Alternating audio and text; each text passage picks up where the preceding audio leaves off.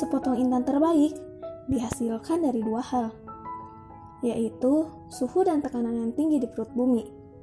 Semakin tinggi suhu yang diterimanya, semakin tinggi tekanan yang diperolehnya. Maka, jika ia bisa bertahan, tak hancur, dia justru berubah menjadi intan yang berkilau tiada tara. Keras, kokoh, lagi mahal harganya. Assalamualaikum warahmatullahi wabarakatuh. Kisah sepotong intan tadi mungkin sudah tidak asing di telinga kita. Pernah atau bahkan sering mendengarnya sedari dulu. Mari kita belajar bersama hari ini. Dalam mengarungi samudra kehidupan, sebagai seorang muslim yang beriman, akan banyak kita hadapi berbagai ujian dan cobaan. Ujian sebagai salah satu sunatullah, suatu ketetapan yang pasti Allah turunkan kepada kita sebagai hambanya. Setelah seorang muslim beriman, Allah akan menguji keimanannya. Salah satunya dengan sejauh mana dia mampu memungut hikmah dari setiap ujian yang menghampiri. Sesuatu yang Allah nyatakan dengan tegas dalam Quran Surat Al-Ankabut ayat 2. Ahasiban nasu ayyutraku ayyaqulu amanna wa hum la yuftanun.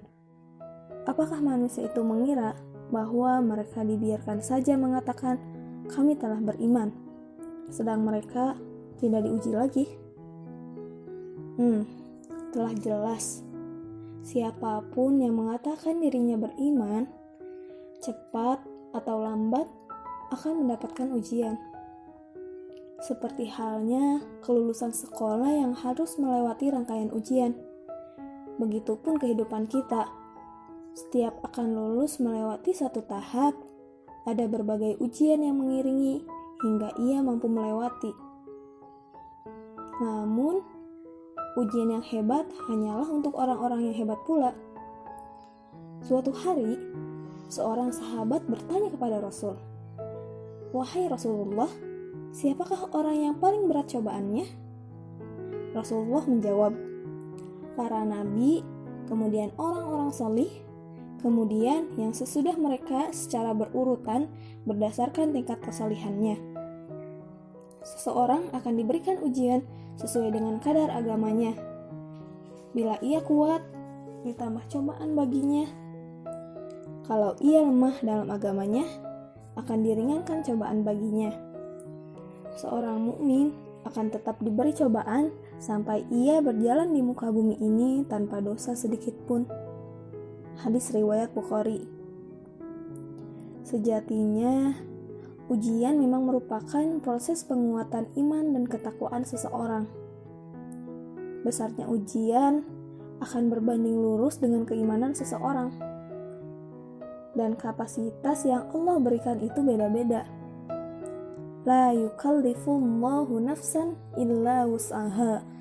Allah tidak akan membebani seseorang di luar batas kesanggupannya. Kalau kita gak sanggup, gak mungkin Allah kasih ujian itu ke kita. Masalahnya, Allah tahu kita sanggup. Makanya Allah titipkan ujian itu ada di pundak kita. Tinggal bagaimana kita menghadapinya.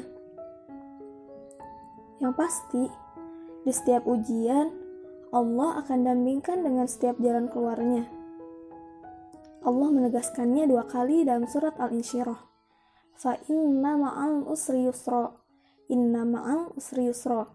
Karena sesungguhnya setelah kesulitan itu ada kemudahan. Sesungguhnya setelah kesulitan itu ada kemudahan. Pertolongan Allah selalu hadir menemani dalam setiap jalan keluar pada puncak setiap ujian.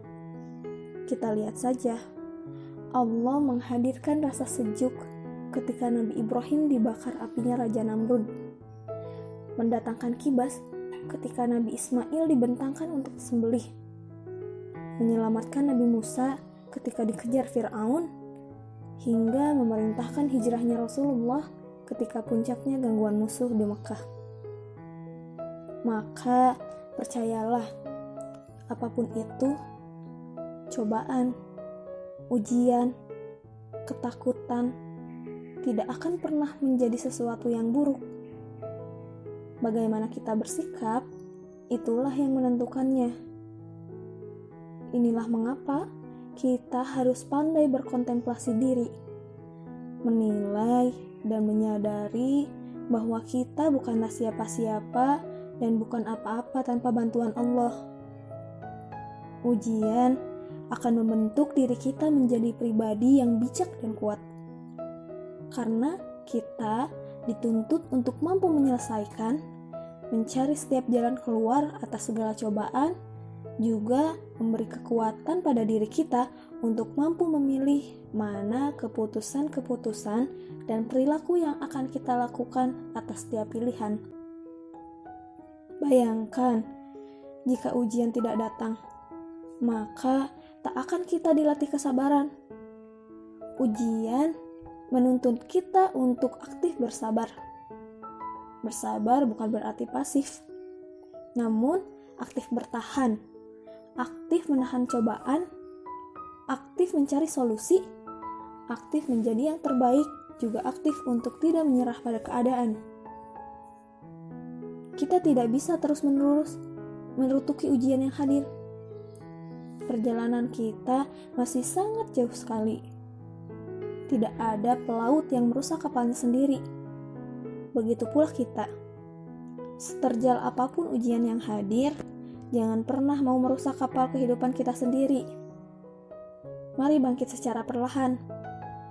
Gak bisa lari, ya tinggal jalan. Gak bisa jalan, ya tinggal merangkak. Asal jangan sekalipun kita berhenti begitu saja.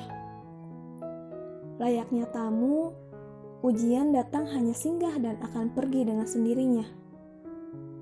Layaknya tamu, kedatangannya harus kita persiapkan dengan rasa bahagia. Bahagia karena kita akan naik satu tingkat lebih baik dari sebelumnya. Ketika datang, kehadirannya harus ditemui dengan penuh rasa kesabaran dan perlakuan yang baik. Lalu ketika pamit, mari kita melepasnya dengan penuh rasa kesyukuran karena telah hadir datang mendewasakan dan menaikkan derajat. Sama halnya dengan kehidupan dan ujian yang menghampirinya, semakin dalam dan berat, semakin besar tekanannya. Jika kita mampu bertahan untuk tidak rapuh, maka kita akan tumbuh menjadi seseorang laksana intan, kokoh dan berharga. Mari memaknai setiap ujian yang hadir sebagai refleksi keimanan kita, memungut mutiara-mutiara hikmah atas apapun yang menimpa diri, menjadikannya bahan bakar semangat lagi pengingat, lalu menumbuh suburkan kesyukuran sebagai bentuk penghargaan atas setiap detik yang memaju detak-detak kehidupan kita. Aku, kamu, kita pasti bisa melalui segalanya. Tak ada beban tanpa pundak, dan sejatinya Allah Maha Tahu kalau kita mampu.